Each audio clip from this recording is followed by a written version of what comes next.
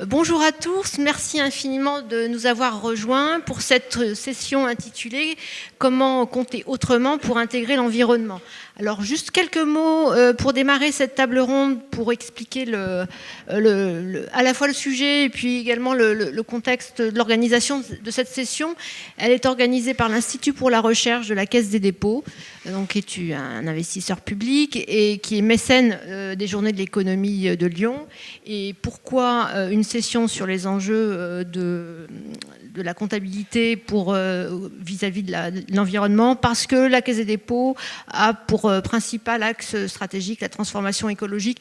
Et donc nous nous intéressons à tous les enjeux de transformation écologique. Et en amont, la transformation écologique se fera mieux si on sait bien la mesurer. Et donc, c'est toute la question posée dans le cadre de cette session. Alors, vous êtes pour la plupart assez jeunes, mais la question de la comptabilité de la croissance n'est pas tout à fait nouvelle. Il y a une dizaine d'années, des économistes avaient produit un rapport, c'était Jean-Paul Fitoussi et Joseph Stiglitz, sur les enjeux de la comptabilité de la croissance, avec comme question comment arriver à mesurer ou à prendre en compte dans les critères de croissance des facteurs non mesurés, non financiers, comme le bien-être ou comme de la cohésion sociale, enfin comme la formation, comme toutes sortes de questions de ce type. Donc on se posait la question de mesurer en fait l'effet de la richesse en prenant en compte des critères non financiers. Aujourd'hui, cette problématique est toujours d'actualité et plus particulièrement vis-à-vis de l'environnement, c'est-à-dire comment prendre en compte les interactions. On verra en fait que les interactions vont dans les deux sens, mais comment prendre en compte les interactions entre les activités économiques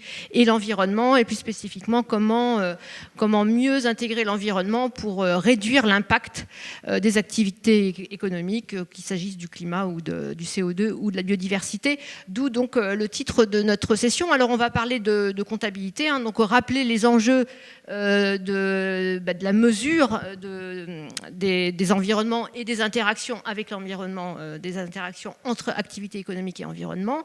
Et puis après, nous aurons une focale plus sur les enjeux de la finance, c'est-à-dire comment la finance elle-même va se doter de critères extra-financiers pour mieux orienter les financements vers des projets verts contribuant donc à lutter contre les effets du dérèglement climatique ou pour protéger la biodiversité. Donc on va avoir une focale plus finance, donc on va parler d'ESG et on va parler de pratiques d'investisseurs prenant en compte les ESG, mais on va aussi parler de recherche en finance et avec l'ILB.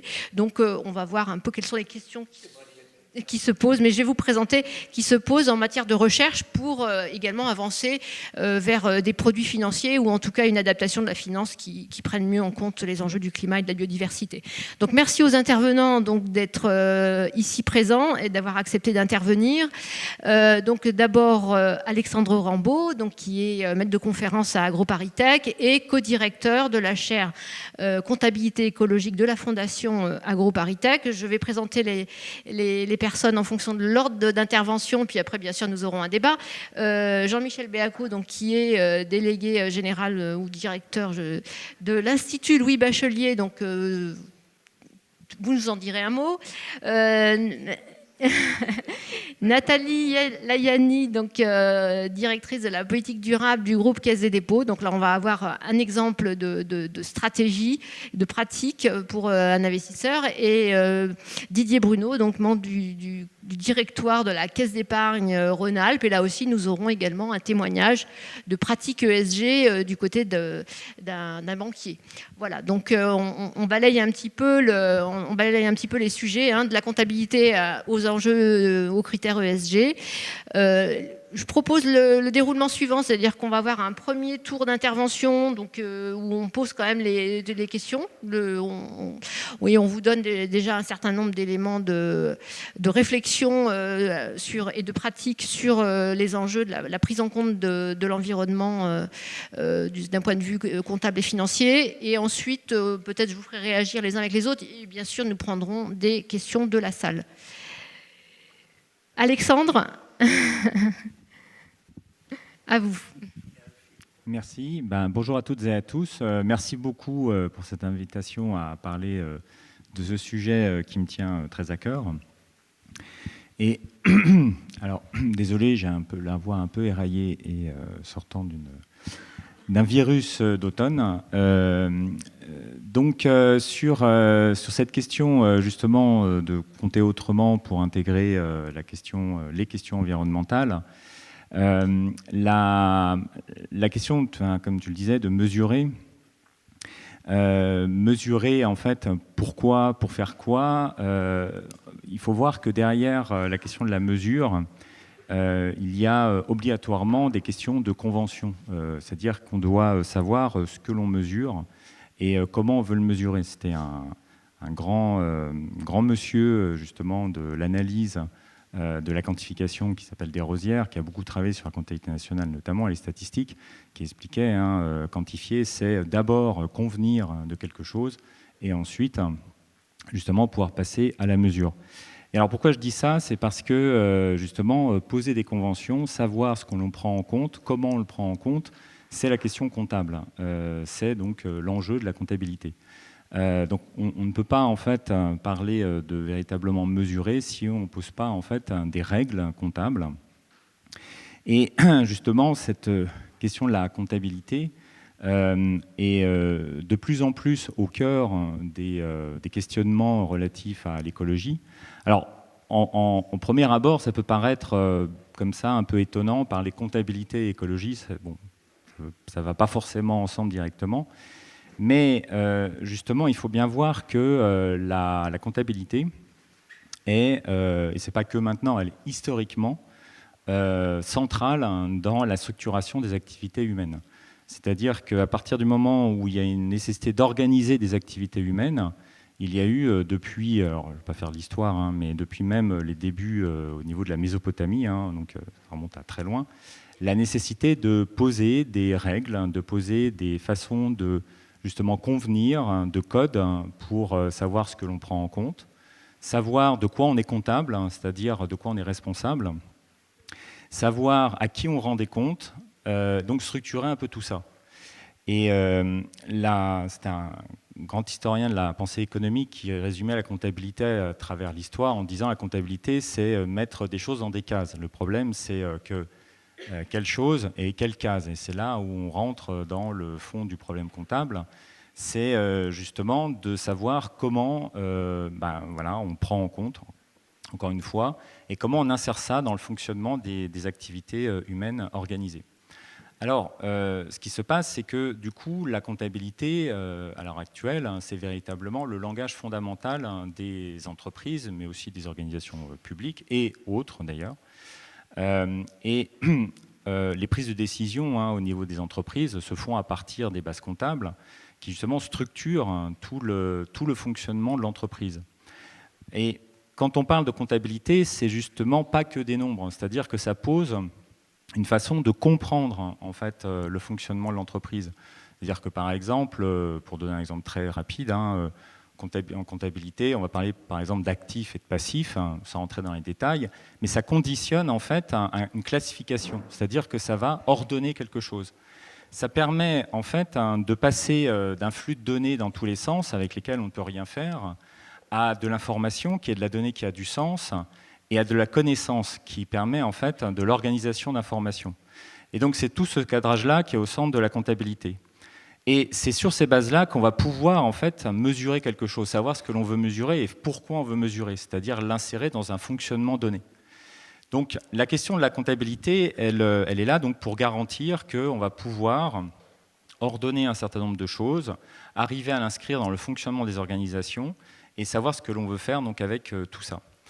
Dès lors, on comprend que derrière la comptabilité, il y a des enjeux de justement, comment on classifie, déjà qu'est-ce qu'on veut classifier, comment en fait on insère ça dans le fonctionnement d'une organisation, donc quel est le modèle de fonctionnement des organisations, etc. Et tout ça, donc, c'est les enjeux comptables. Et ça correspond donc à des modèles d'entreprise, à des modèles de fonctionnement, ça correspond à des modèles de représentation socio-économique qui vont être captés en fait par les systèmes comptables.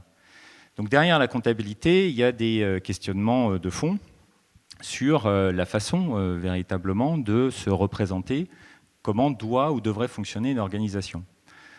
Alors ça, c'est des choses qui existent, hein, c'est des réflexions qui existent depuis très longtemps, mais qui maintenant sont impactées de façon très forte par les questions sociales et environnementales. Et aujourd'hui, on va parler des questions environnementales, avec évidemment l'enjeu de dire une entreprise, elle fonctionne dans des écosystèmes, dans des environnements naturels.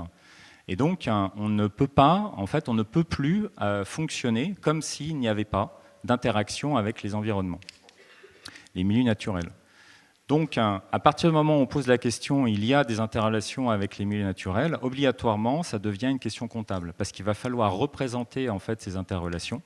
Il va falloir les insérer dans le fonctionnement des organisations, et tout ça, ça pose des questions de qu'est-ce qu'on représente, comment on le représente, comment on insère ça donc dans le fonctionnement, à qui on rend des comptes par rapport à ça, etc., etc. Et à chaque fois, ça renvoie du coup à des possibilités diverses et variées. Pour donner un exemple très simple, c'est dans la question de la représentation. Donc, on va dire une entreprise se dit, voilà, je veux arriver à rendre des comptes sur mes interrelations avec des écosystèmes, avec l'environnement. Mais à partir de là, est-ce que je rends des comptes et je prends en compte l'environnement sous l'angle des services productifs que l'environnement me fournit, et donc je vais en fait comptabiliser les services productifs, ou est-ce que je considère que à partir du moment où j'exploite l'environnement, j'ai une dette qui se crée vis-à-vis de lui, c'est-à-dire que j'ai une redevabilité nouvelle.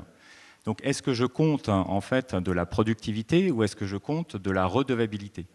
Et bien ça, c'est une question fondamentalement comptable et ça ne renvoie pas du tout au même rapport à l'environnement, ça ne va pas structurer le fonctionnement des organisations de la même façon.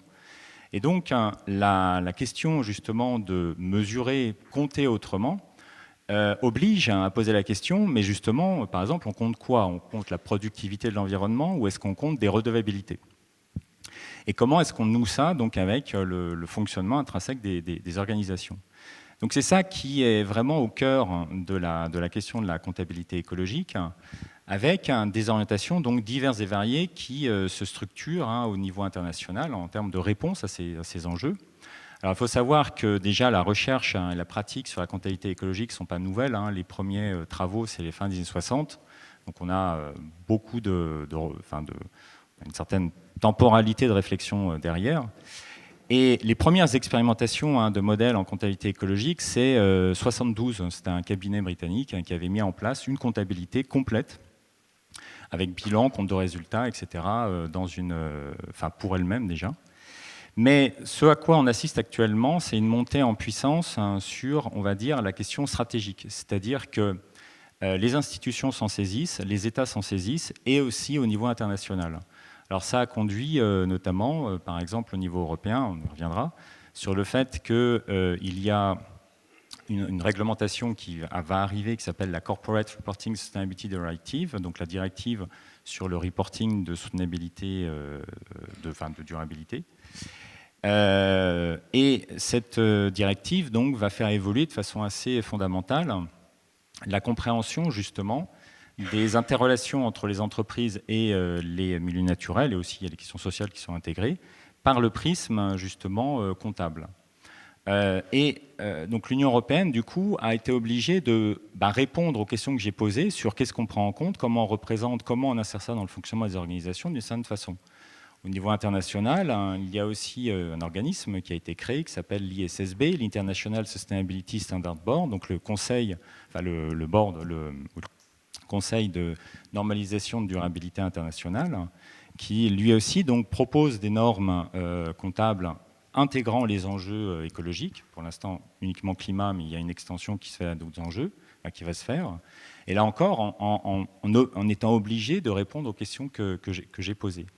Donc ce que je veux dire par là, c'est que la question de compter autrement donc, renvoie à des enjeux de fond sur notre représentation donc, des liens entre l'entreprise et les milieux naturels, que ça devient une question très institutionnelle, très politique aussi, dans le sens de choix de société et donc de normalisation et de réglementation qui arrivent, avec à la fois un débat qui est un débat donc, plus conceptuel sur, encore une fois, comment on structure notre façon de prendre en compte, d'être comptable et de rendre des comptes, et à la fois très pratique sur la façon d'opérationnaliser ça.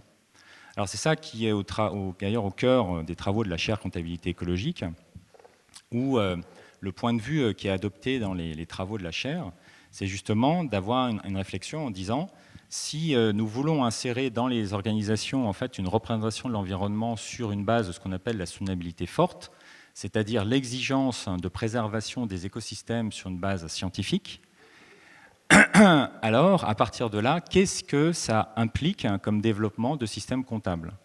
Donc là, on a un certain nombre de travaux, de modélisation, d'évolution en fait, de la comptabilité jusqu'au bilan et compte de résultats qui sont proposés. Et justement, on travaille sur les interrelations qui sont en train de se faire avec la réglementation européenne, la réglementation internationale. Donc voilà pour poser un peu, je pense, le décor. C'est parfait. Voilà. Merci. Merci beaucoup. On va continuer un peu sur les questions conceptuelles, c'est-à-dire là déjà en se focalisant sur les enjeux financiers, c'est-à-dire l'application des questions posées par Alexandre Rambaud sur la finance, donc avec comme objectif d'orienter davantage les financements vers des projets de transformation écologique. Donc l'Institut Louis Bachelier, qui est une plateforme de recherche partenariale sur la finance, s'intéresse évidemment aux enjeux de la finance verte et des enjeux de la finance durable plus globalement. Quelles sont les questions de recherche associées à ce qu'on vient d'entendre? Oui, alors merci, bonjour à tous. Alors effectivement, l'Institut Louis Bachelier, donc c'est un réseau de recherche partenarial. Donc les entreprises nous confient des thèmes de recherche et on trouve des chercheurs, par exemple Alexandre, pour monter une chaire et travailler avec l'entreprise. Donc on a à peu près une 60aine de chaires de recherche et une centaine d'entreprises qui nous donnent, donc qui nous confient ces missions. Et on travaille avec les institutions académiques, à Dauphine évidemment, moi-même j'y suis prof associé, mais aussi avec l'ISFA à Lyon par exemple, pour ne pas les nommer. Voilà, donc on travaille, l'ISFA étant très fort en actuariat, voilà, on va chercher en fait un peu les meilleurs là où ils sont et on les met sur un projet qu'on appelle une chaire de recherche. Voilà, donc ça c'est l'Institut du Bachelier. Et c'est une émanation du ministère des Finances, direction du Trésor. C'est pour inciter les entreprises, comme dit Isabelle, à réfléchir à la fois en recherche fondamentale et en recherche appliquée. Voilà, donc ça, c'est l'Institut. Alors du coup, pour répondre à ta question et prendre le relais d'Alexandre, moi, je voudrais d'abord mentionner, je dirais, un rapport, en fait, qui est ce qu'on appelle le rapport Perrier. Alors, pour ne pas citer, Yves Perrier était le président d'Amundi. Bon, il a été, on lui a demandé, le ministère des Finances, Bruno Le Maire, lui a demandé d'écrire un rapport justement sur l'engagement du monde bancaire et financier dans la transition climatique. Donc voilà le rapport, hein, voilà, je vous conseille de le feuilleter. Il est sur Internet. Bon, il est assez lourd, mais il y a un résumé, donc ça suffit, en fait, moi je trouve. Voilà. Et pourquoi est-ce qu'il est bien ?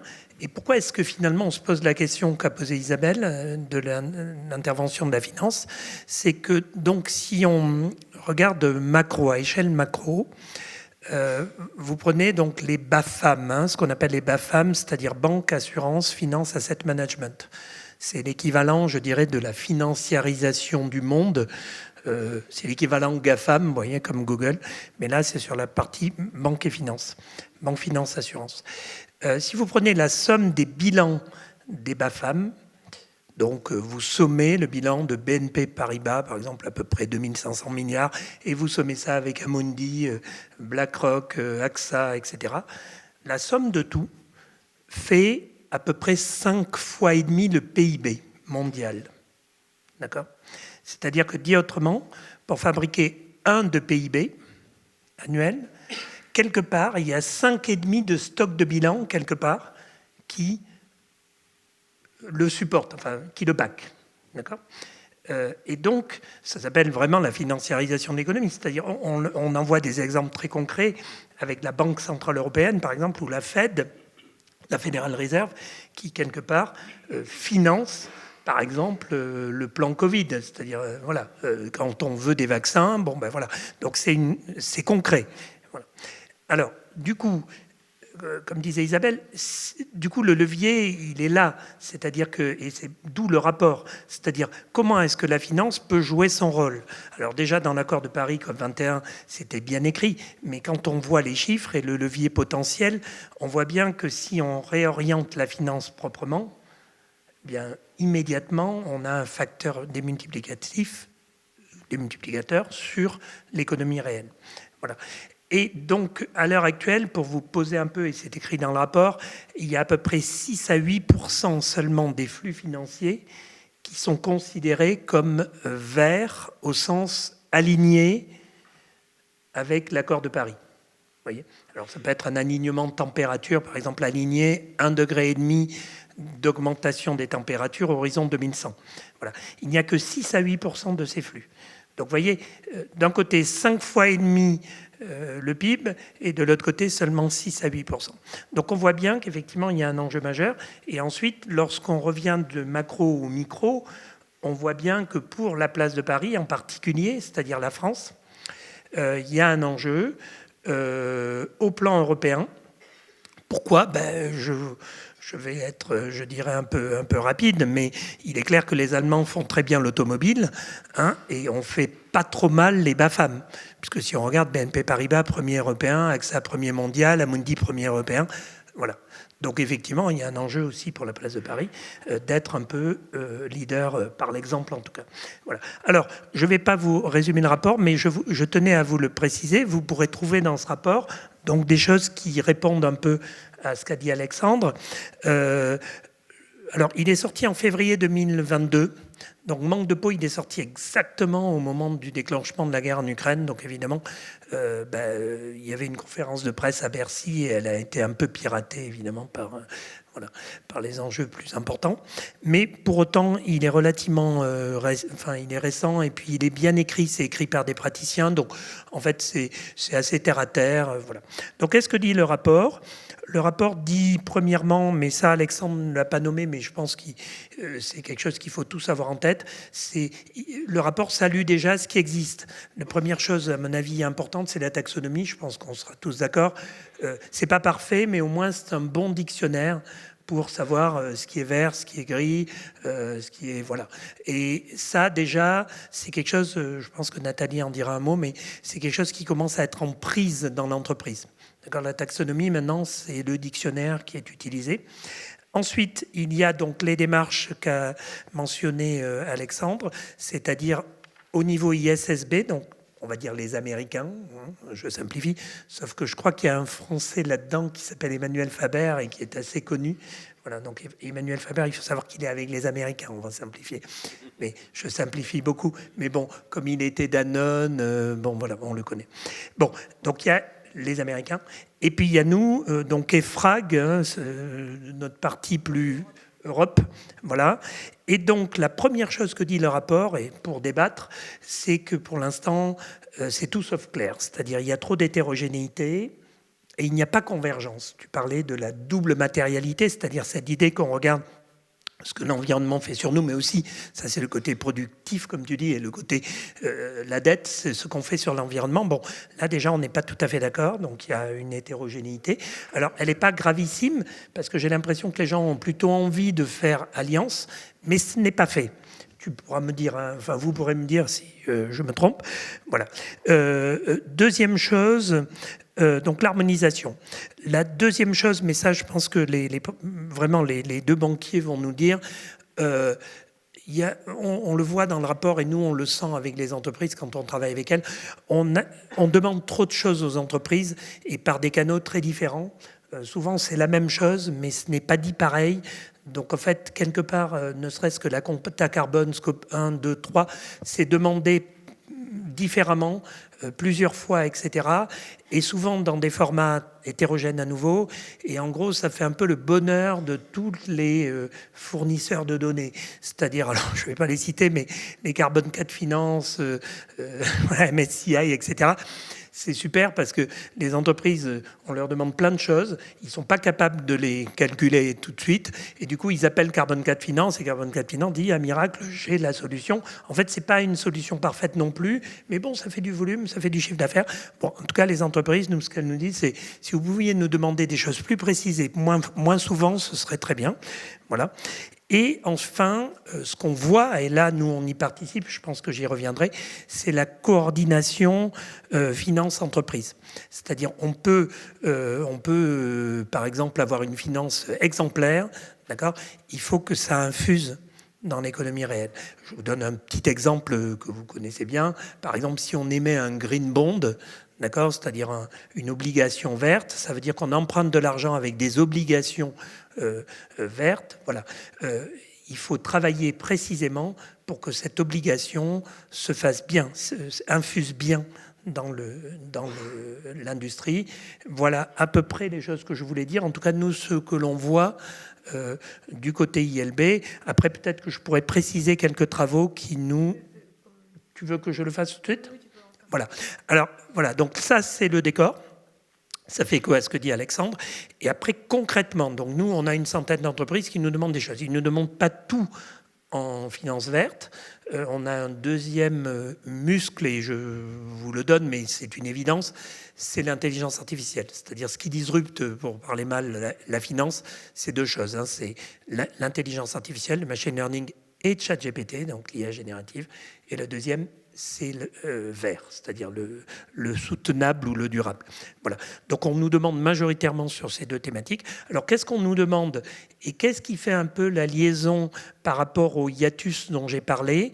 Ça a l'air d'être l'alignement, c'est-à-dire l'alignement 1,5 degré horizon 2100. Les entreprises, à l'heure actuelle, on leur demande à la fois plein de choses, mais on ne leur impose pas grand-chose. Je pense qu'on va y revenir. La régulation n'est pas très forte. Elle est en prise sur les risques, par exemple. Elle l'est moins sur les investissements. Elle est encore moins sur la compta. Tout ça, c'est assez volontariste. Donc, les entreprises se trouvent, en fait, je vais oser le terme, elles sont un peu livrées à elles-mêmes. C'est-à-dire que livrées à elles-mêmes, ça veut dire que c'est sur la base d'une stratégie, d'un volontariat, qu'elles décident de faire ou ne pas faire certaines choses. Et visiblement, ce qui a l'air d'être à la mode, pour parler court, c'est l'alignement 1,5 degré, horizon 2100. Et ces déclinaisons qui sont finalement les étapes 2030-2050, et notamment le net zéro. C'est-à-dire le net zéro 2030. Voilà, net zéro. Alors c'est bien net, hein, attention. Alors c'est bien net, donc là encore, bon, ça peut procéder de la comptabilité, mais là c'est de la mesure. C'est-à-dire qu'en 2030, il y a plusieurs engagements, mais à nouveau sur une base volontaire, sauf qu'elle est collective. Par exemple, le Net Zero Insurance Alliance, ce sont les assureurs qui se mettent ensemble et qui travaillent à l'échelle européenne ou à l'échelle mondiale pour s'engager en 2030 à avoir une contribution à l'environnement en termes d'émissions de gaz à effet de serre de zéro. Voilà. Non, 2030 pour les assureurs. Enfin, les banquiers aussi, hein, je crois, Nathalie pourra confirmer, c'est 2030 pour les banquiers aussi. Alors, donc là, je vous dis, c'est ce qui est le plus structurant dans le secteur à l'heure actuelle, bancaire et assurance, que l'on voit nous. D'accord ? Il n'empêche que c'est compliqué. Parce qu'on a émis donc un papier que je vous suggère aussi, qui s'appelle le Alignment Cookbook, donc en bon français, parce qu'en fait, l'alignement, là encore, c'est une mesure complexe. Si vous voyez, il y a par exemple 12 entreprises, donc les Carbon 4 Finance, là dont je parlais, il y en a à peu près 12 qui vont vous proposer une mesure d'alignement et on les a testées par exemple sur le CAC 40. CAC 40, c'est simple, 40 entreprises, on les a toutes interrogées. En gros, Veolia, par exemple, Veolia est aligné à combien ? Et donc, vous verrez, c'est aussi dans le rapport, enfin, en tout cas, c'est dans notre cookbook, Alignment Cookbook. Vous verrez, en fait, vous avez une hétérogénéité totale, en particulier sur Veolia, parce que ça a l'air compliqué. Le scope 3 de Veolia est très compliqué. Mais en gros, vous avez une boîte qui va dire Veolia aligné 0,5, donc très très bien. 0,5 degrés de hausse de température horizon 2100. Et vous avez la plus mauvaise agence qui va dire plus 4. D'accord ? Et tout le CAC est comme ça. Vous voyez ? Voilà. Donc ça veut dire que là, il y a du boulot. Voilà. Il y a vraiment beaucoup de boulot. Donc, qu'est-ce qu'on a fait concrètement ? Parce qu'en fait, bon, c'est bien de regarder les hiatus, mais il faut voir ce qu'on fait. Donc, ce que nous avons proposé, c'est une méthodologie qui est sortie chez Euronext. Donc, on a fait des modèles mathématiques. En fait, on a fait des maths appliquées et puis des modèles. Et on a proposé un CAC 40 aligné, 1,5 degré. Ça veut dire quoi ? Ça veut dire que les pondérations du CAC 40, qui sont, je ne sais pas quoi, 6,8% de LVMH, 4,9% d'Air Liquide, bon, ben, elles sont recalculées dans le CAC 40 aligné et elles vont donc pondérer les entreprises pour un objectif d'alignement. Et donc, ça va recalculer des pondérations et vous aurez un autre CAC 40. Donc, vous avez le choix entre investir dans un CAC 40 normal ou un CAC 40 aligné, avec une méthodologie d'alignement qui est auditable, avec tous les scories, enfin toutes les difficultés que j'ai dites, mais qui, quelque part, ont été surmontées. On arrive à avoir un CAC 40 aligné. Donc, c'est un peu le green CAC, d'une certaine manière. Je répète, si vous considérez l'alignement comme votre boussole. Et à l'heure actuelle, si j'avais à faire court, je dirais c'est la boussole principale, mais peut-être que Nathalie et Didier nous diront d'autres boussoles. En tout cas, nous, c'est celle qu'on voit le plus. Et c'est logique, parce qu'en fait, elle emporte un peu tout, si vous voulez. On est visiblement dans un endroit où l'abbé Pierre avait étudié. Si vous voulez, c'est Veritatis Splendor pour ceux qui regardent les encycliques du Vatican. En gros, c'est l'idée que la fin justifie les moyens. C'est-à-dire qu'en gros, si vous êtes aligné Horizon 2100, à la limite, vous pouvez polluer comme un malade l'année prochaine. L'essentiel, c'est qu'en Horizon 2100, vous soyez à plus 1,5 degré.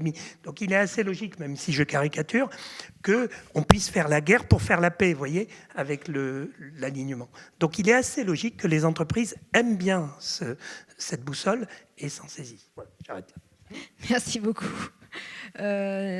Nathalie, donc, comment la Caisse des dépôts s'empare de ces sujets et comment elle construit sa politique durable ? Merci beaucoup Isabelle, bonjour à tous, je suis ravie de participer à ce débat passionnant. Alors d'abord peut-être un petit détour par pourquoi c'est important que les acteurs financiers intègrent cette comptabilité de la valeur environnementale et plus largement extra-financière, comme on dit dans notre jargon.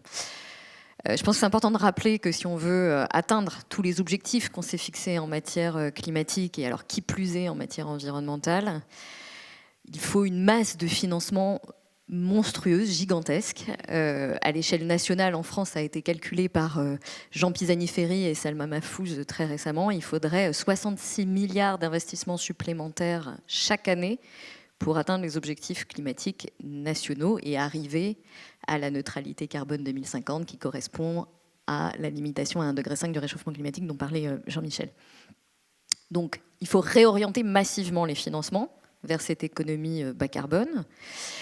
Et puis, la finance a un levier essentiel. Les acteurs financiers dont a parlé Jean-Michel, en tant qu'actionnaires, en tant qu'investisseurs, ont la capacité de faire levier sur les entreprises, notamment celles du CAC 40 en France, pour qu'elles-mêmes transforment leur business model, leur modèle économique, et intègrent les limites planétaires, et notamment la limite climatique. Et puis, le troisième levier de la finance, c'est bien sûr que c'est aussi la finance qui fait la valeur, qui finalement indique quelle est la valeur traduite en euros sonnants et trébuchants de cette économie dite verte. Alors, à la Caisse des dépôts, comme on est à la fois une sorte de banque publique de développement et un gestionnaire d'actifs, puisqu'en fait on gère l'épargne des Français, les dépôts des professions réglementées, et puis on les investit dans des projets de transition écologique sur les territoires, ou dans des projets de transition de façon générale, y compris sociale. Et puis ce qui n'est pas absorbé par ces projets est investi dans des entreprises, soit en actions, soit en obligations, soit dans des entreprises stratégiques. Bien, évidemment, nous avons réfléchi à cette question de quelle valeur on donne à ce qui n'est pas financier, quelle valeur on donne aux externalités positives sur l'environnement pour pouvoir réorienter nos financements vers ce qui contribue à une économie plus soutenable. Alors, sur la partie, je vais essayer d'être très concrète pour que vous compreniez, sur la partie financement de projet, c'est-à-dire quand on est face à, un projet d'infrastructure, un projet immobilier, etc., Évidemment, si vous ne regardez que la rentabilité financière du projet, vous n'allez pas investir dans les projets qui vraiment contribuent à cette économie alignée avec les objectifs climatiques, qui plus est environnementaux. Et donc ce que nous avons fait, c'est que, comme beaucoup de banques publiques de développement, l'Agence française de développement le fait aussi à l'échelle internationale, nous nous sommes dotés de grilles de cotation sur l'environnement, le social et la bonne gouvernance. Et en fait, on donne une note aux impacts non financiers du projet au travers de critères. Donc on regarde quel est le bilan d'émissions de CO2 du projet, quel est son impact sur l'artificialisation des sols, combien d'emplois créés, etc., etc. Ça donne une note entre A et E. Et en fait, on confronte cette note extra-financière à la note financière, qui est en fait la rentabilité du projet. Dans notre jargon, on appelle ça le taux de retour sur investissement.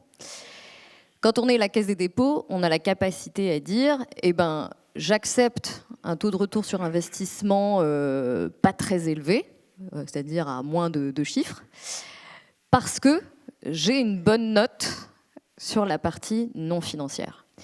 Et ça, c'est essentiel, parce qu'en fait, à ce stade, on a finalement très très peu d'outils pour faire ce que Alexandre prône depuis des années, c'est-à-dire intégrer en fait cette valeur extra-financière dans les modèles économiques. Donc nous, on l'a fait, et en fait, on peut le faire avec des outils aussi basiques qu'une note qui va de A à E. Ça, c'est au niveau des projets. Et ensuite, quand on est un acteur financier qui gère en fait des actifs et donc qui investit en actions, obligations dans le CAC 40, enfin dans l'économie réelle, dans les entreprises, on peut faire 2 choses. On peut juste regarder la notation ESG, c'est la notation que toutes les agences de notation extra-financière donnent aux entreprises du CAC 40. Mais c'est comme ça qu'on arrive au scandale Orpea. Je viens de faire un énorme raccourci.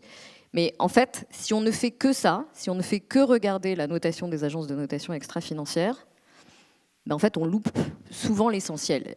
Quand on est un bon investisseur responsable, et la Caisse des dépôts essaye de l'être, en fait, on investit sur le long terme, on suit l'entreprise, on se renseigne sur sa stratégie, on interroge son top management, et on essaye de voir, de soulever le couvercle, et de voir au-delà de la notation ESG faciale, où sont les risques, comment l'entreprise gère les risques, si elle s'est dotée d'une stratégie d'alignement 1,5 degré ou pas, si elle a pris en compte les enjeux d'épuisement des ressources, c'est-à-dire si elle est en train de scier ou non la branche sur laquelle elle est assise pour produire ce qu'elle doit produire, si elle a intégré les risques environnementaux à long terme.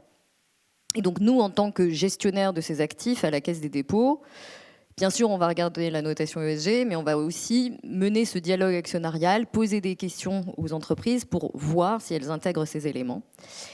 Et j'ai envie de vous dire, une fois qu'on a fait ça, on n'a encore fait que la moitié du chemin. Parce que quand on a fait ça, on n'a pas encore intégré cette valeur extra-financière dans les logiciels de ceux qui finalement investissent en fonction de la rentabilité. Et donc le vrai levier, et on en parlait avec Jean-Michel en arrivant, c'est vraiment de traduire la valeur ESG, la valeur extra-financière, dans les modèles économiques et financiers. Et la courroie de transmission pour faire ça, c'est ce qu'on appelle l'analyse de risque. C'est-à-dire qu'aujourd'hui, on a des modèles, des stress tests, qui nous permettent d'intégrer les scénarios de réchauffement et demain les scénarios de dépendance aux ressources naturelles et l'épuisement des écosystèmes, la destruction des écosystèmes, dans des modèles qui nous permettent d'essayer de calculer quel sera l'impact sur la valeur de nos actifs à très long terme. Là aussi, on arrive à avoir des cotations, etc., qu'on fait rentrer dans nos modèles et ça nous donne un impact financier qui nous amène, si on fait les choses bien, à faire des réserves de fonds propres. C'est un début. Le problème, c'est qu'aujourd'hui, ces scénarios sont très peu stressés et finalement n'intègrent pas la catastrophe qui est en train de nous arriver et ces limites planétaires qui sont déjà massivement dépassées parce qu'en fait, on a beaucoup de mal à modéliser ça. Mais c'est pour moi le premier moyen de faire vraiment rentrer la comptabilité environnementale dans les modèles. Évidemment, on va pouvoir s'appuyer aussi sur la taxonomie européenne, ça a été dit par Alexandre et par Jean-Michel, parce que c'est une première grammaire de ce qui est vert et de ce qui ne l'est pas. Et puis la directive CSRD, c'est-à-dire cette normalisation des impacts ESG, de reporting ESG, va aussi nous aider. Mais ce qui manque, et j'en finirai par là, c'est d'abord de passer de la soft law à la hard law, parce que pour l'instant, on a l'obligation de faire des reporting. Je ne vais pas rentrer dans le détail, mais finalement, il ne se passe pas grand-chose si on montre dans nos reportings qu'on a des impacts négatifs, à part les actions de la société civile contre l'entreprise, et il faut en tenir compte. Mais il faut traduire ces reportings, enfin les associer à les limites à ne pas dépasser. Ça se fait soit en traduisant ça en capital environnemental ou en dette environnementale pour l'entreprise à ne pas dépasser, et ou par la fixation d'objectifs d'alignement de l'activité. Les scénarios de limitation du réchauffement climatique à 1,5 degré, ils se traduisent secteur par secteur, ils se traduisent même dans des politiques publiques nationales, c'est ce qu'on appelle la stratégie nationale bas carbone. Donc une entreprise du secteur du ciment ou du secteur de l'acier en France ou du secteur automobile sait très bien qu'est-ce qu'il faut faire pour que son activité soit compatible avec ce scénario de réchauffement à 1,5 degré ou à 2 degrés. Et elle peut même faire valider ça ensuite par des acteurs externes. Donc on a les outils pour fixer la limite. Il faut que cette limite, elle devienne contraignante. Et il faut ensuite que les investisseurs investissent en fonction de l'alignement ou pas de l'entreprise sur cette limite pour que vraiment on arrive à intégrer les externalités négatives dans les modèles des entreprises. Merci pour votre attention. Merci beaucoup pour ce premier éclairage pratique de la stratégie d'un investisseur pour prendre en compte les enjeux climatiques et biodiversité. Côté caisse d'épargne Rhône-Alpes, là aussi j'imagine des pratiques ESG qui transforment les financements. Oui, bonjour à toutes et à tous, très heureux d'être avec vous. Je suis le local de l'étape, je pense. Donc la Caisse d'épargne Rhône-Alpes, vous le savez, c'est une banque universelle qui agit sur un territoire, qui agit en profondeur, je reviendrai sur ce terme, sur un territoire, et qui est une banque universelle, c'est-à-dire qui s'adresse à tout type de clients. Et ça, c'est très important. On a beaucoup parlé du CAC 40, effectivement. Il y a des entreprises du CAC 40 qui ont des filiales en Rhône-Alpes, mais il y a aussi beaucoup de TPE, de PME, de bailleurs sociaux, d'associations, de promoteurs immobiliers, d'artisans et bien sûr de particuliers pour qui la rénovation énergétique est un vrai sujet au quotidien. Donc moi, je voudrais simplement vous faire partager comment est-ce qu'on prend le sujet dans une organisation. Et puis on a aussi, j'ai oublié parce que c'est important, je reprendrai des exemples, on a la gestion entre guillemets de la montagne, puisque les 2 tiers de notre territoire sont sur la montagne. Et dans la montagne, il y a énormément, vous le savez, d'enjeux de transition sociétale et notamment de transition énergétique. Et le sujet n'est vraiment pas simple. Donc je voudrais vous faire partager un petit peu comment on vit tout ça. Si je reviens un petit peu en arrière dans le monde d'avant, même si le terme est un peu galvaudé, bon, nous, une banque, on fait des financements, on regarde ce qu'on finance et on demande aux clients comment ils nous remboursent. Et on se sert beaucoup de 2 éléments qu'on apprend dans les écoles, à l'université, à l'Institut technique de banque. On regarde le bilan, le compte de résultats, le plan de trésorerie, le plan de financement.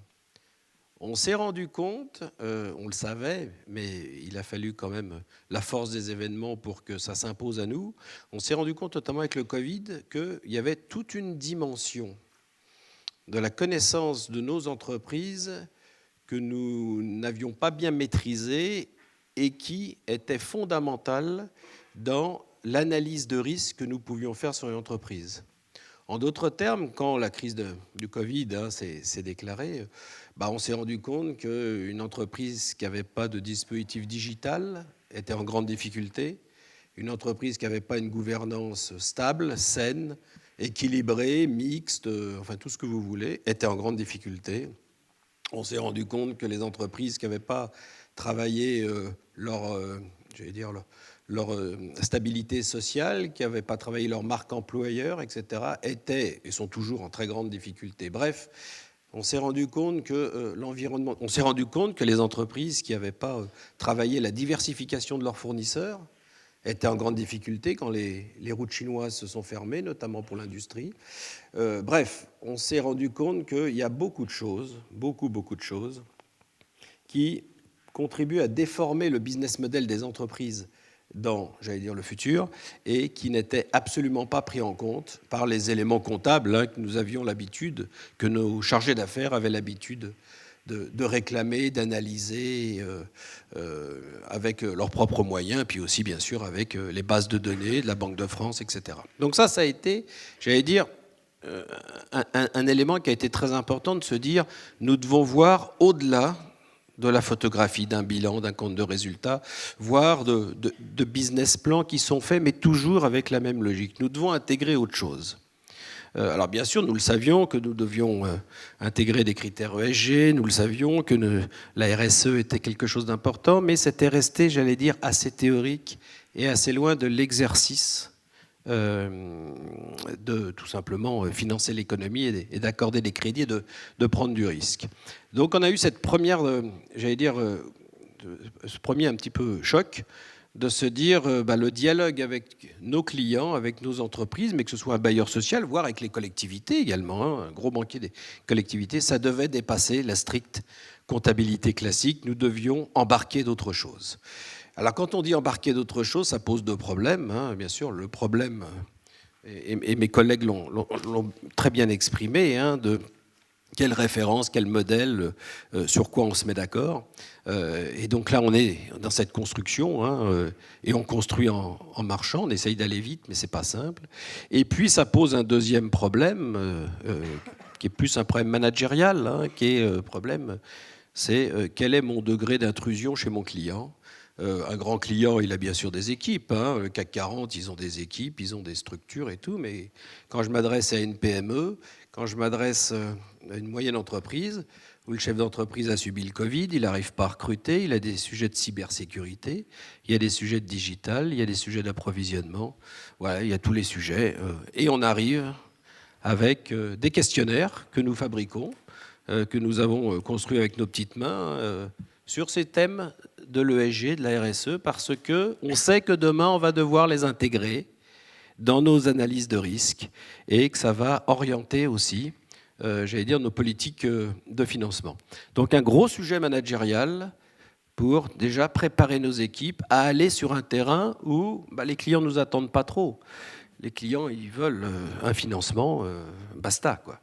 Oui, mais aujourd'hui, on va, pour faire notre analyse, d'abord regarder l'environnement de ce financement et puis aussi être capable de qualifier qu'est-ce que vous financez, quel est l'impact de ce que vous allez financer. Donc ça, c'est un travail qui est complexe, sur lequel on avance, à la fois un travail méthodologique et un travail managérial pour arriver à, j'allais dire, demain, être ce qu'on a envie d'être. Toutes les banques ont envie de l'être, un banquier engagé, mais responsable et surtout travaillant dans la durée, sur des business models de plus en plus vertueux. Et encore une fois, c'est aussi bien valable pour un promoteur immobilier que pour une entreprise ou une collectivité. Voilà, donc ça, pour nous, c'est un quotidien qui est important. Donc on se nourrit beaucoup, bien sûr, de travaux conceptuels, mais on doit aussi se nourrir de pratiques, et notamment chez les petits clients, je ne vous cache pas que c'est beaucoup, beaucoup plus compliqué. D'autre part, une approche, j'allais dire, sectorielle, qui est très importante, une approche par territoire. Une banque régionale, par définition, elle connaît son territoire. Moi, je ne peux pas sortir de mon territoire. Donc, je travaille sur l'Isère, sur la Savoie, sur la Haute-Savoie, sur le Rhône. Ce n'est pas les mêmes territoires. Il y a des enjeux communs, mais il n'y a pas les mêmes cultures, il n'y a pas les mêmes dynamiques territoriales. Et ça, il faut l'intégrer. Quand on parle avec le cimentier Vicat, on va parler de décarbonation. Quand on parle avec Chemoine, on va parler des sujets de l'eau. On doit s'adapter, j'allais dire, client par client, territoire par territoire, ce qui pose une vraie complexité. Le deuxième sujet que nous avons ensuite, c'est le sujet du financement. Et le sujet du financement, une fois que, j'allais dire, le corpus théorique, la connaissance de l'entreprise est bien maîtrisée, qu'est-ce qu'on finance? Et là, cette capacité, j'allais dire, à qualifier les financements qui nous sont proposés. Et là, je ne vous cache pas que pour un banquier de terrain, ce que nous sommes, c'est assez compliqué. Il y a un sujet presque métaphysique qui se pose à nous. Est-ce que nous devons anticiper la société, la brusquer, ou est-ce que nous devons l'accompagner? En d'autres termes, est-ce que demain, il faut que j'arrête de financer les sociétés de remontée mécanique, parce que les sociétés de remontée mécanique, pour la transition climatique, ça pose un certain nombre de problèmes sur les communes supports de stations dans la montagne.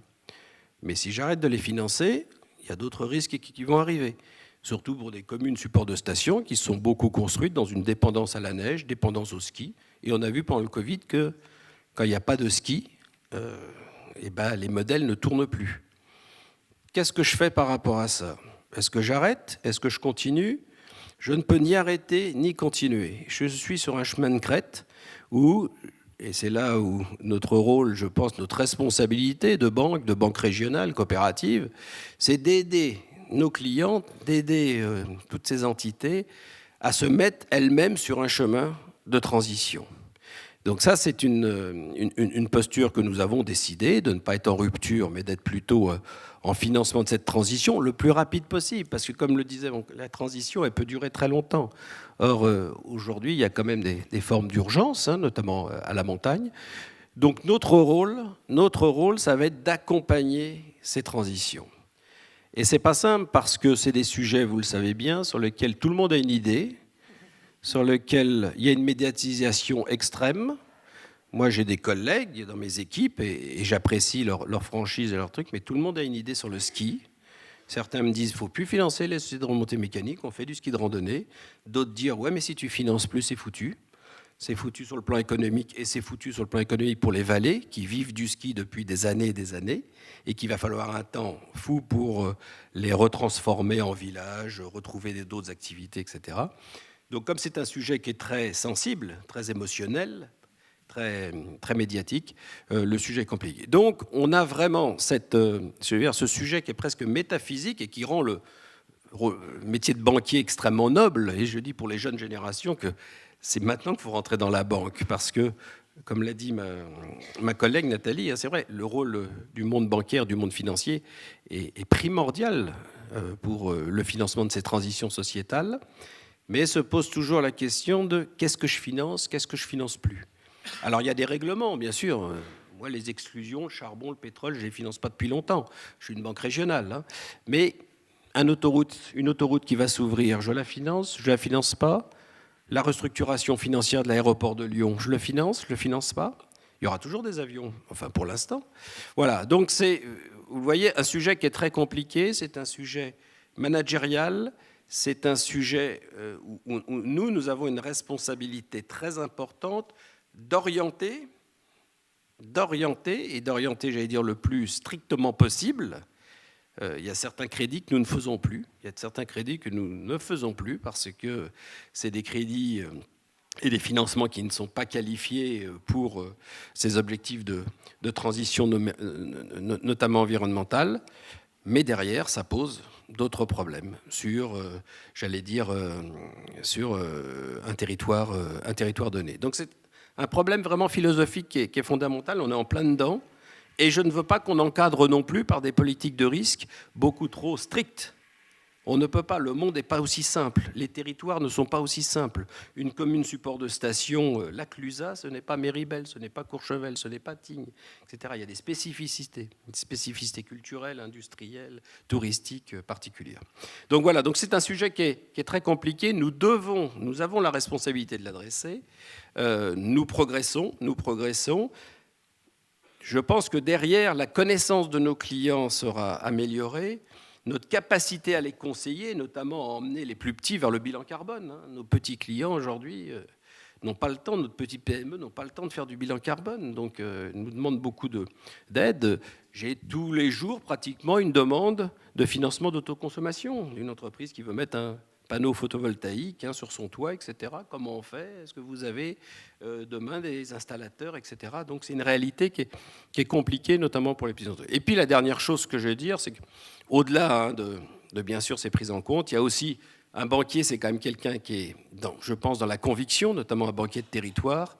Et c'est vrai qu'on va aussi sur des secteurs où des fois on ne peut pas compter, où on n'a pas toute cette modélisation. Je pense que vous voyez, j'en parlais ce matin, le marché des personnes protégées, qui est une spécificité des caisses d'épargne, il il faut qu'on y aille, il faut qu'on y soit, c'est important sur le plan sociétal. Le secteur de la santé, c'est très important d'être, quand on est banquier, un acteur important de la santé, tant il y a des enjeux de santé sur nos territoires.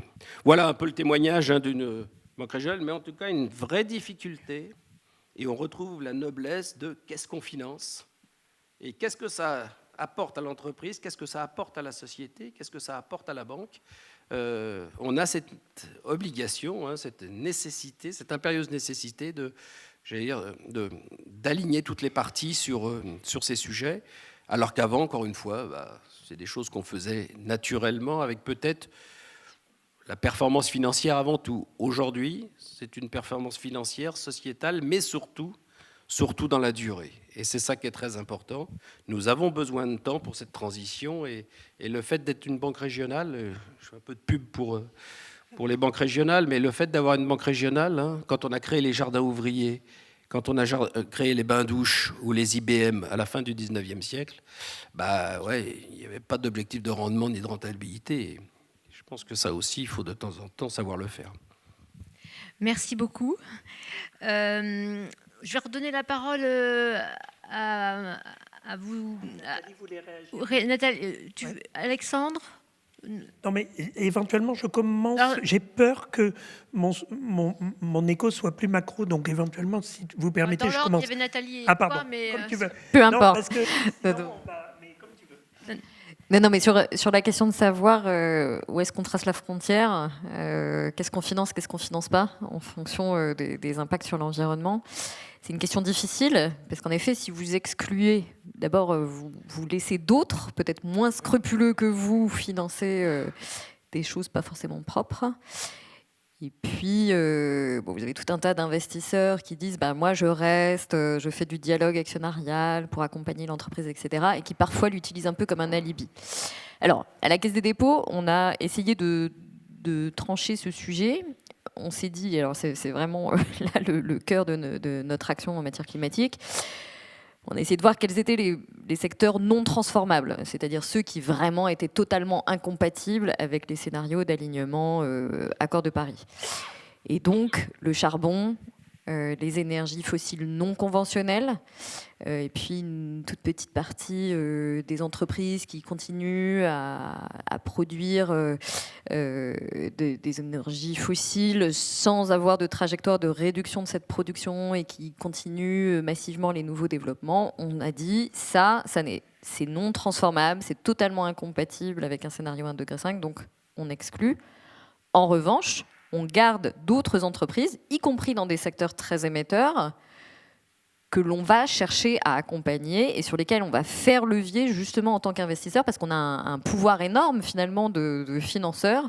Et donc on va utiliser ce pouvoir en assemblée générale, par nos demandes, etc., pour les amener vers cette transition. Et donc c'est la même chose pour les activités de montagne. En effet, il y a de forts enjeux économiques et sociaux, et vous êtes tous bien placés pour le savoir. Et donc, surtout pour une banque d'intérêt général comme la Caisse des dépôts, qui a une banque des territoires, l'idée, c'est pas de lâcher en pleine nature des activités qui, justement, sont fragiles, mais c'est de voir comment nos financements peuvent aider à la transition, comment on peut peut-être conditionner nos financements à la diversification de l'activité, et notamment pour les remontées mécaniques, etc. Et comment on va quand même aider ces petites structures à prendre en compte des risques environnementaux qui peut-être ont l'air très lointains. Enfin, je veux dire, les risques d'inondation, de tempête, etc., ça peut paraître très lointain, mais en fait, c'est une réalité quotidienne, désormais, qui se rapproche. Et donc, on va les aider aussi à voir comment, sur la consommation d'eau, sur les rejets de produits chimiques, etc., sur l'utilisation du sel pour arrêter le verglas, etc. Enfin, sur toutes ces choses qui finalement peuvent faire évoluer quand même le modèle économique de l'entreprise pour qu'il soit plus soutenable, on va pouvoir les aider et les accompagner. En fait, vous aviez raison, il valait mieux que Nathalie intervienne, parce qu'elle est très précise sur, effectivement, voilà comment on fait quand on est face à un client et on lui dit quoi. En fait, on n'arrête pas. Alors, je pense que c'était mon propos. Je voulais rappeler quelque chose qui est fondamental en économie, et je pense que ça illustre très bien les cas pratiques. enfin où ça synthétise les cas pratiques, c'est que l'économie est path dependent. C'est-à-dire qu'en fait, Explique. Voilà, elle dépend du chemin. C'est-à-dire qu'en fait, il est impossible en économie d'avoir des mécanismes de transmission de type page blanche. C'est rarissime. Bon, il y a des innovations, il y a d'un coup OpenAI qui arrive, mais en général, ce n'est pas comme ça. Et la dépendance au chemin que nous avons, c'est l'énergie fossile. C'est-à-dire qu'il faut, pour un scénario d'alignement, donc voilà, qu'on a bien en tête maintenant, il faut qu'on réduise de 80% l'utilisation du fossile qui a créé notre chemin depuis 150 ans. Voilà. Et donc, ça c'est le côté genre challenging, mais le bon côté, je pense que maintenant, quand on voit bien, on cherche des boussoles, on en est sûr. C'est-à-dire quand Nathalie dit, moi le charbon c'est niette, bon ben maintenant on en est sûr, on a mis peut-être 10 ans à se dire ok, on n'est pas dependent. Le verrou de cette dépendance, c'est vraiment le fossile, c'est l'énergie fossile.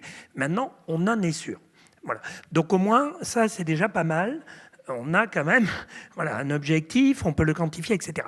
Et du coup, la deuxième chose que je voulais dire, c'est méfions-nous, parce qu'on a beau être vertueux, si à côté de nous, il y a une banque poubelle, on les appelle comme ça, hein, ou un fonds poubelle qui, lui, dit « moi, je le fais », d'accord ?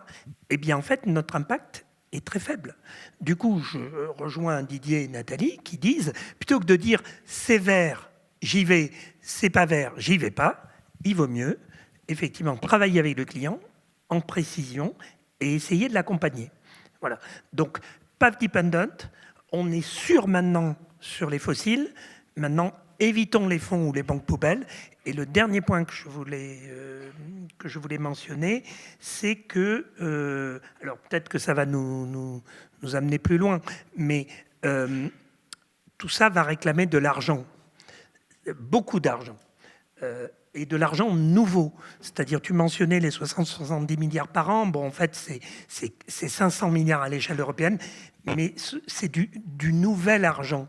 Pourquoi ? Parce qu'il est rare, quand on travaille en précision avec un client, qu'en fait, les investissements ou les financements qu'on lui propose verts soient immédiatement rentables. Donc, il va falloir se poser la question de comment on fait pour ce nouvel argent frais. Alors, moi, j'ai une sympathie particulière pour Jean Pisani-Ferry, mais son ISF vert, ça tient pas la route, quoi. Parce que c'est même pas 4 milliards. D'accord ? En plus, l'ISF, c'est comme attraper l'eau avec les mains, donc les gens s'en vont. Donc, voilà. En fait, c'est 60 qu'il faut. D'accord ? 66, enfin, c'est des sommes nettement plus grandes. Voilà. Donc là, je pense qu'il y a une vraie question qu'il faut se poser, c'est est-ce qu'on sollicite... pour parler clair, est-ce qu'on dit à la Banque Centrale Européenne, on fait un emprunt européen et on fait effectivement un DARPA. Moi, j'adore le DARPA américain. Quand ils se sont dit on va sur la Lune, en 3 ans, ils y sont allés. Donc, mais ça suppose beaucoup d'argent. Donc la question, c'est est-ce qu'on est prêt, effectivement... Parce que ça améliore quand même la discussion avec le client. Quand vous lui dites, vous avez pour votre chaudière, vous avez 7 000 € de remboursement et tout, c'est toujours un peu plus simple quand même. Voilà. Ça baigne plus dans l'huile. Voilà. Merci beaucoup. On va peut-être... Alors, n'hésitez pas évidemment à poser des questions. J'ai la tablette pour recevoir vos questions.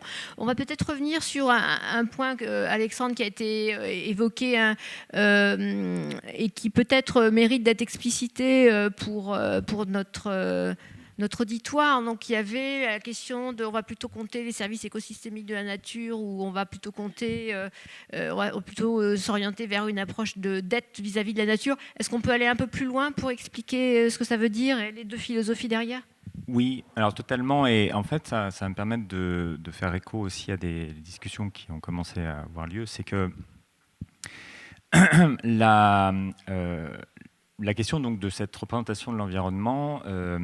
c'est de dire justement, est-ce que l'environnement est abordé uniquement en termes de en quoi donc les écosystèmes contribuent à améliorer la productivité, à améliorer en fait les gains, les bénéfices en fait rendus par la nature aux êtres humains et aux entreprises. Et donc on va compter en fait cette valeur.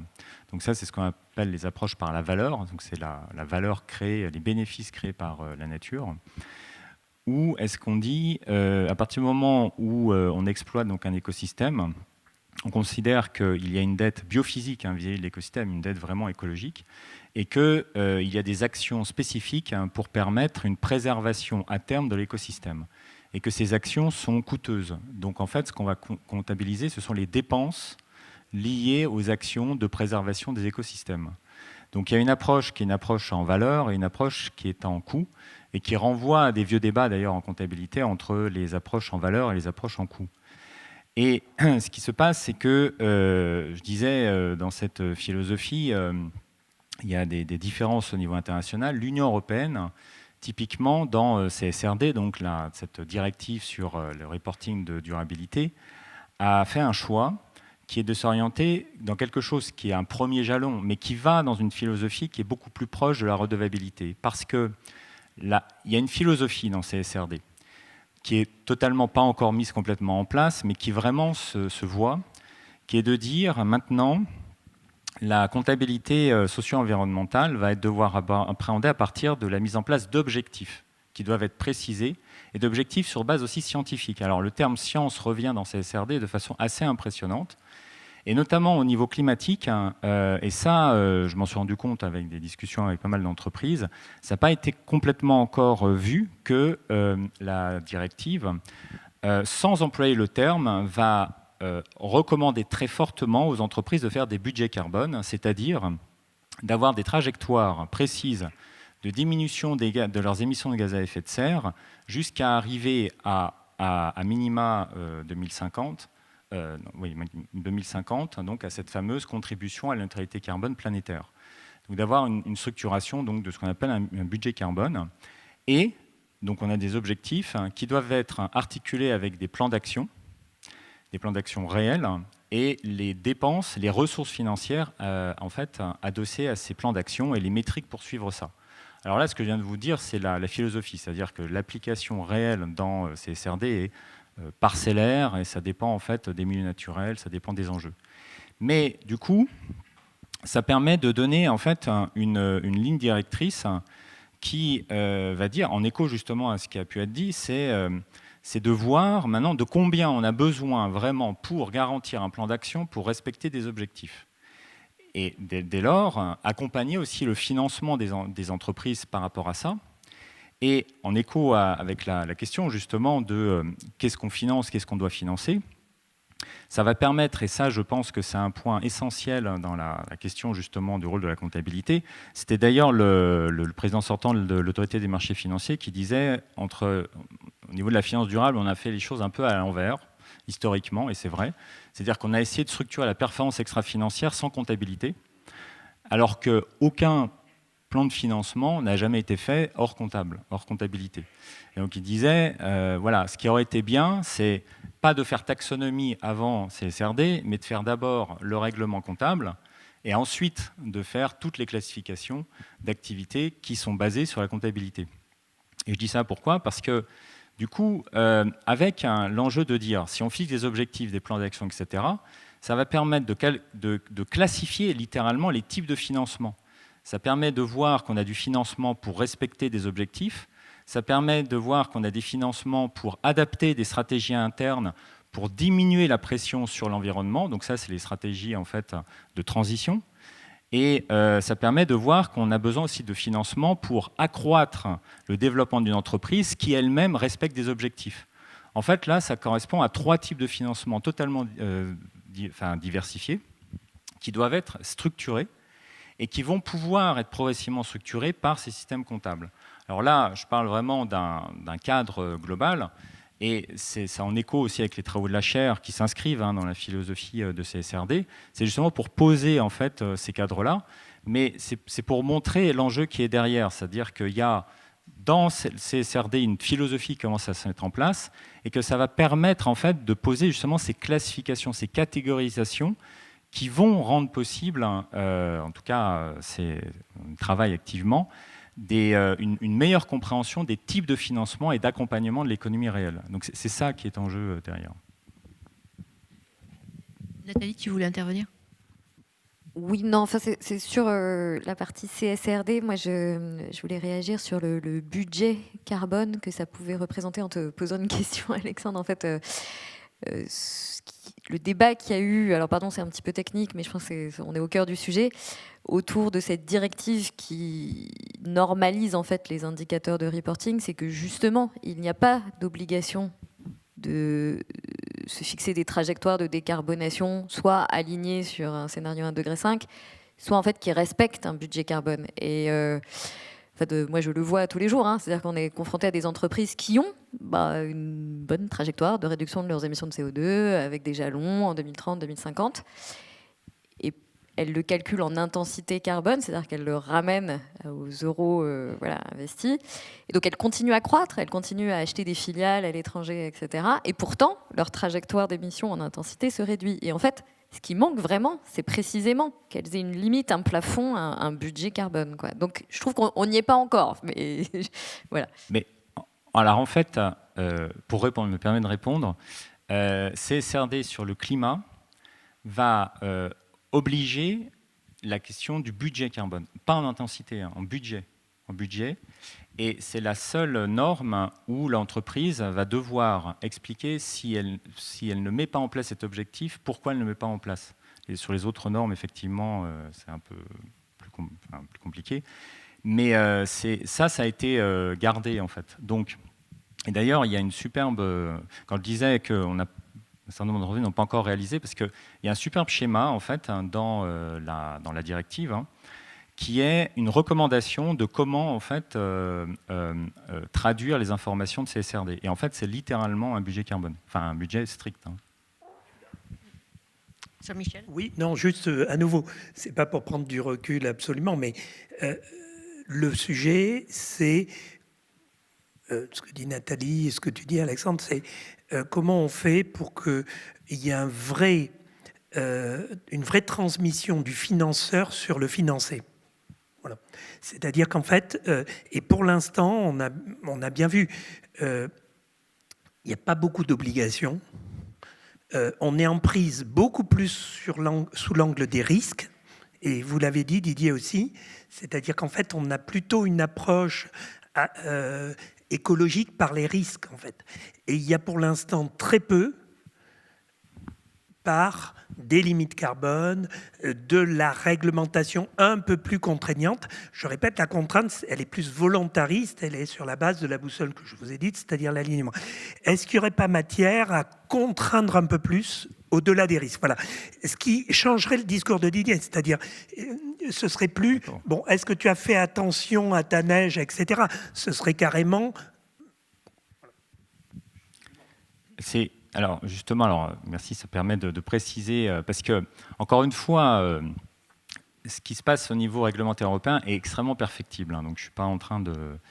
Mais sur le volet, en fait, sanctions et obligations, là, il y a quelque chose là qui est en train de bouger très fortement et qui anime la communauté des commissaires aux comptes. Parce que ce qui se passe...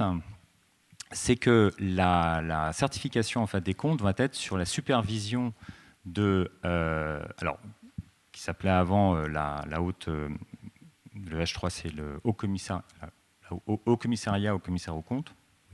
Voilà, dans le C, il y a un C, voilà, le H3, c'est qui va devenir en fait littéralement le H2A, c'est-à-dire la haute autorité de l'audit. En fait, là, les commissaires aux comptes, donc, qui sont les personnes qui certifient, c'est l'audit légal des comptes financiers jusqu'à présent, va intégrer dans leur supervision des audits légaux les comptes donc, non financiers, donc les comptes demandés par CSRD, avec une validation notamment des objectifs scientifiques et donc de ces fameux budgets carbone notamment. Et avec, là, pour l'instant, une exigence à partir de l'année prochaine de ce qu'on appelle une assurance limitée, c'est-à-dire que les auditeurs devront dire « OK, il n'y a pas de problème globalement ». Pour passer dès 2028 à une assurance raisonnable, c'est-à-dire de pointer du doigt les problèmes qui sont posés dans les informations communiquées, de façon à ce que, et ça c'est dans les tuyaux, alors c'est en discussion, qu'à partir de la mise en place d'une assurance raisonnable, il y ait des sanctions qui soient du même calibrage que la fraude comptable financière. Oui, alors c'est intéressant de savoir comment les commissaires vont ils vont se muscler pour pouvoir faire ça. Là, il y a conférence sur conférence. C'est un bouleversement Oui, monumental.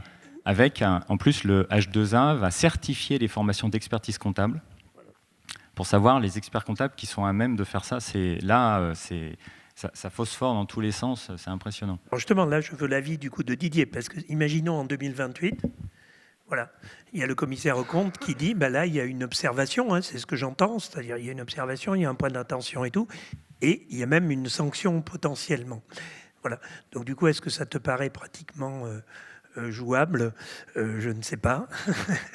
Ou Nathalie d'ailleurs. Oui. Pardon, alors peut-être que j'ai pas compris, mais la sanction ce sera sur est-ce que tu as bien fait ou non ton reporting, est-ce qu'il est sincère. Ce sera pas sur est-ce que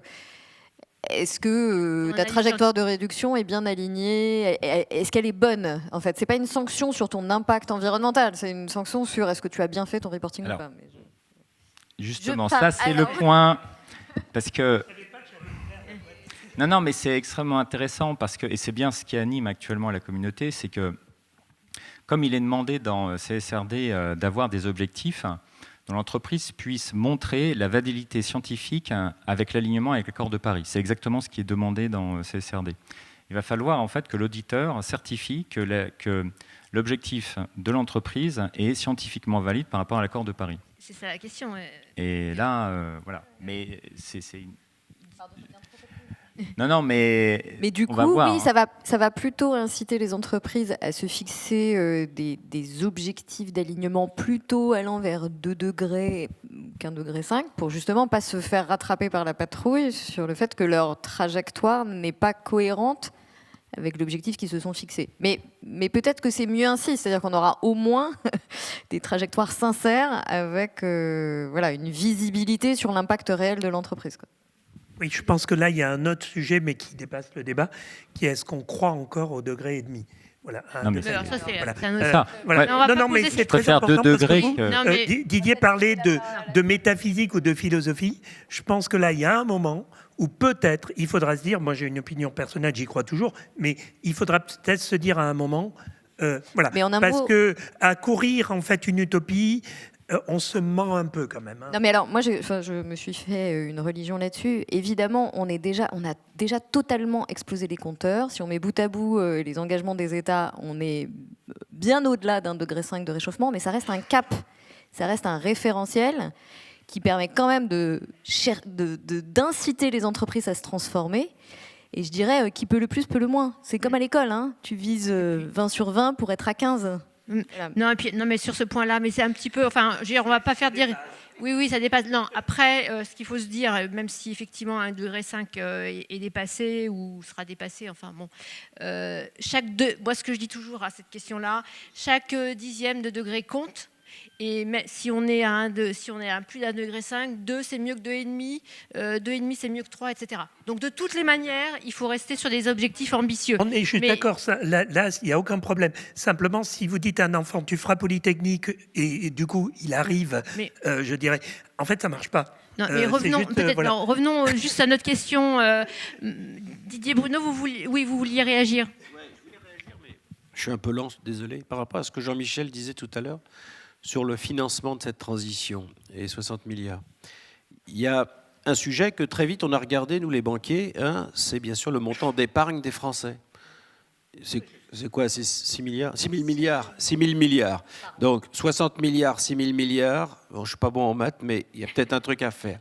Après on s'est dit, et si on crée des produits, j'allais dire spécifiques, pour cette collecte, une collecte d'épargne qui soit totalement fléchée sur des financements de transition climatique. Alors, on est un certain nombre de banques à l'avoir fait, hein, etc. On se rend compte que ces produits d'épargne, ils ont du succès. C'est pas foudroyant, mais ils ont du succès. Ça démarre. Bon, c'est vrai qu'il Français aiment bien aussi la fiscalité comme booster pour un certain nombre de choses, mais en tout cas, ça démarre. Et en tout cas, des citoyens ou des entreprises plus militantes, en tout cas, vont vers ce type de placement. Nous, on en a aussi, ça progresse, on aimerait bien que ça progresse plus vite, on fait de la pub, on fait de... voilà, mais bon. Et puis de l'autre côté, les financements écologiques, entre guillemets, c'est assez intéressant parce qu'on parle d'un sujet qui est quand même très important pour notre planète, pour nos générations, pour nos enfants, etc. Et globalement, je vois à mon niveau, encore une fois, une banque régionale qui est universelle et tout, et on n'a pas suffisamment de projets à financer.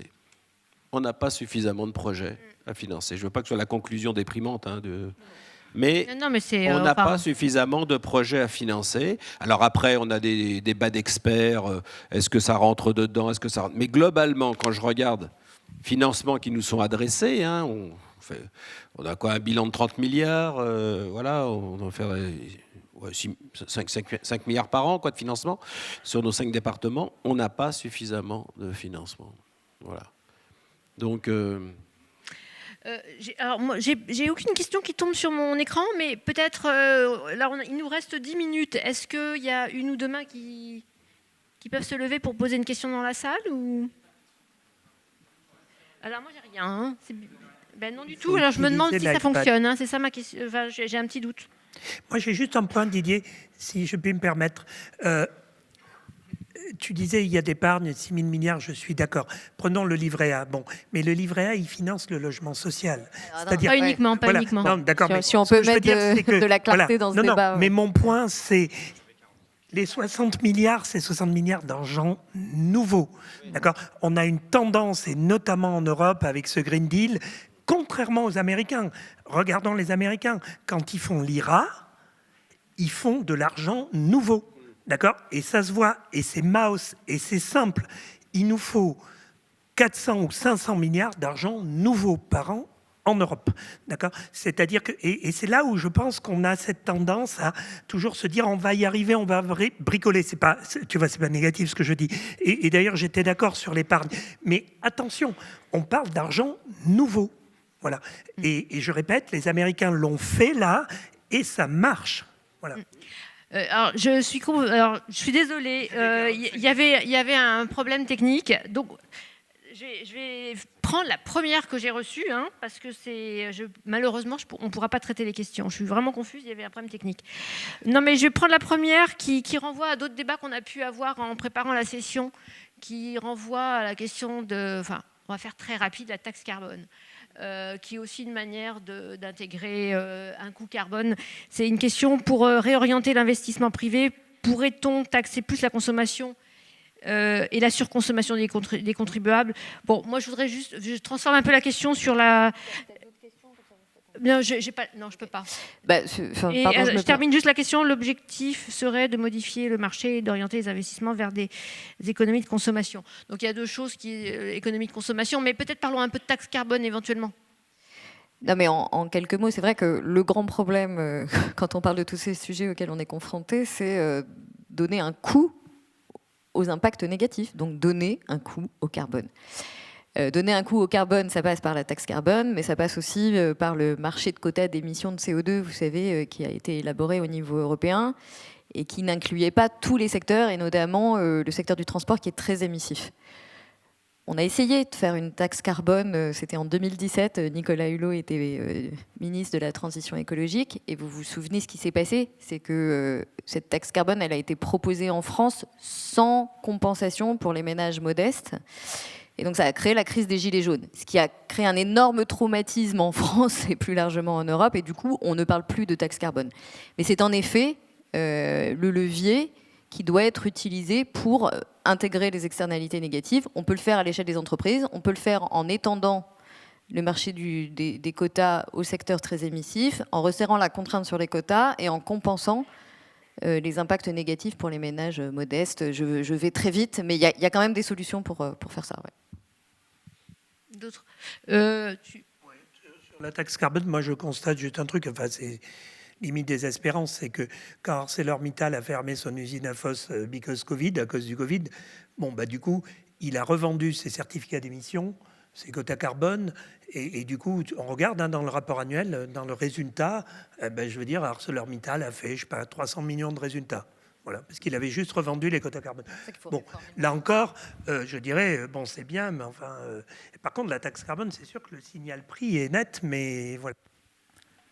Alors, je me permets un complément par rapport à ça, parce que bon, là, il y a un énorme débat sur le prix carbone, la taxe carbone et l'efficacité, mais je vais revenir avec ces SRD et ces fameux budgets, parce qu'il y a une autre façon de comprendre aussi le fixer un coût, alors je dis pas au carbone, mais à l'enjeu climatique, qui est de dire, à partir du moment, parce que le problème de la taxe carbone et du prix carbone, c'est que c'est des choses qui sont continues. C'est-à-dire qu'en fait, il n'y a pas d'effet de seuil. Et le problème, les problèmes écosystémiques, les problèmes climatiques, c'est qu'il y a des effets de seuil. Et du coup, la question, c'est, et avec justement, encore une fois, la philosophie de CSRD, ce qui se passe, c'est que si on met en place un budget carbone, c'est-à-dire une limite à ne pas dépasser, de dire, tant que vous êtes dans la limite, en fait, vous ne payez rien en plus. Vous êtes exactement là où il faut. Vous ne payez zéro, enfin, vous ne payez rien. Et ça vous permet justement de déployer une activité et éventuellement une activité de transition. Par contre, au moment où vous dépassez la limite, là, vous devez payer le prix réel de ce que ça coûte d'éliminer en fait, ce que vous avez émis. Et ça, c'est extrêmement cher parce que la structuration, par exemple, d'un puits carbone crédible scientifiquement, on n'est pas en fait au prix de la taxe carbone. C'est des sommes qui sont à 200, 300, 400 euros la tonne, largement. Et donc d'avoir en fait un palier en disant quand vous êtes en dessous, vous ne payez rien, vous êtes normal. Et c'est ça en fait la notion de dette justement. C'est au moment où vous dépassez que vous avez une dette réelle qui apparaît. Donc c'est une autre appréhension du problème. Et encore une fois, faire la pub sur les travaux de la chaire comptabilité sur laquelle on travaille activement. Merci beaucoup. Ça va peut-être me donner l'occasion, pour les 5 dernières minutes, de prendre une deuxième question pour faire le lien justement sur la dette et sur les questions plus de bilan, de stock. Une question qui était la suivante, comment on intègre les enjeux de l'environnement dans le bilan des entreprises. Mais j'ai envie de poser cette question, effectivement, ça m'amène à une question que je voulais également poser, c'est-à-dire stock-flux. On parle beaucoup des modélisations stock-flux pour les questions environnementales, donc peut-être 2 mots là-dessus. Oui, alors, réponse très courte, je renvoie encore aux travaux de la chaire, mais pas que.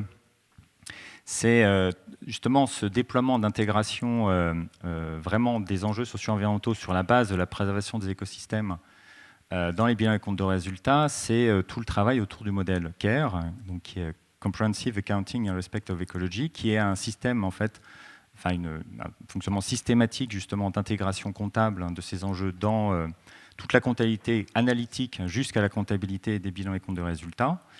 Et justement avec cette interrogation fondamentale qui est de dire qu'on doit avoir une articulation entre des enjeux de stock, c'est la préservation de ce qu'on appelle les bons états écologiques, c'est-à-dire les référentiels de garantie de la préservation d'un écosystème, donc ça c'est le stock, et comment on mesure en fait les impacts et donc les variations on consomme en fait l'écosystème, donc on remet en question ce bon état écologique et on doit donc ensuite avoir un flux inverse, qui est un flux de préservation pour remettre en état le bon état écologique, et ça passe dans le compte de résultat.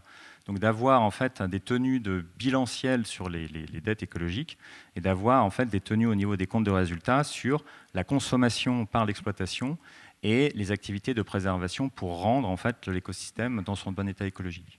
Bon, cette réponse permet aussi d'aborder et de donner des éléments de réponse à une des questions que je lis, qui est, on parle carbone essentiellement, enfin en tout cas c'est qu'on a beaucoup parlé carbone, mais comment on reformule les questions qu'on a discutées dans le cadre des limites planétaires, mais ce sont des limites planétaires. Tu veux dire quelque chose, Nathalie ?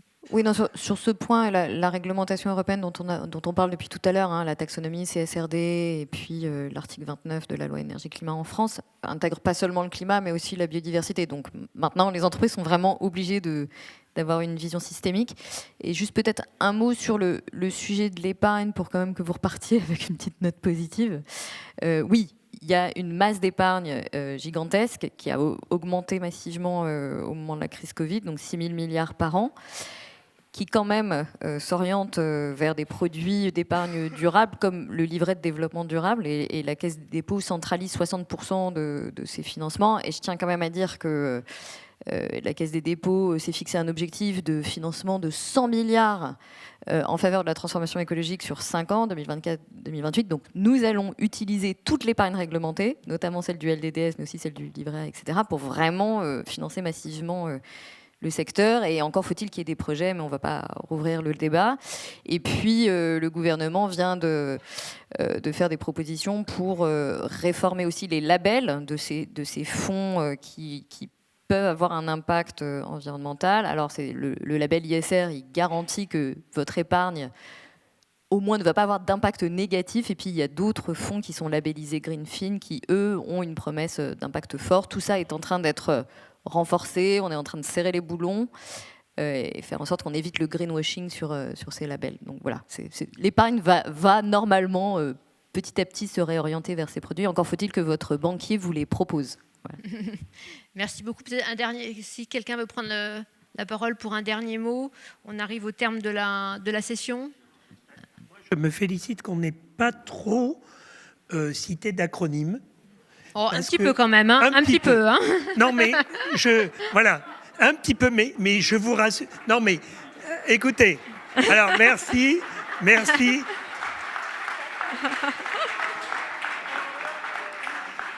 Juste en conclusion, l'acronyme cacophonique, j'avoue que c'est, hélas, le lot quotidien de ces sujets dans la profession.